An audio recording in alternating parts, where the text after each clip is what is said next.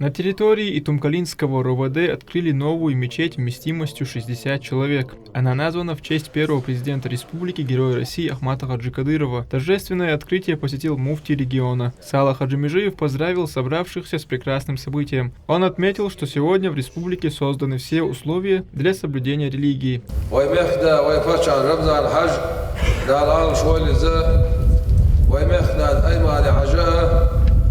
دل رز خيلسان وقوموا دل رز خيلسان بوخ مصو متح خزع طول مجدك يزر خزع حشدر خزع حجر يزر خزع نقب يزر ألش متحها أرصح بولش شاي بيت يكوك بصنا قاچوش اخ حبا شخص بولبو يا بيت كتا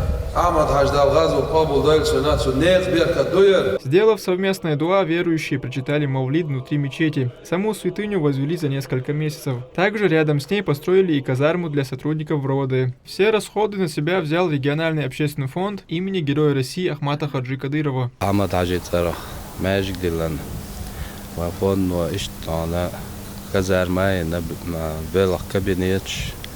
столовые, океарт массу условий, нахар условий таятера, модел там дона, эмани ажан, фонду, харбуал пентан, шо дакки душто, он يقطع وابهين صعب проблема я то Ахмад Хаджи يقطع ده كان زي شيخ دوشتو ده المولا.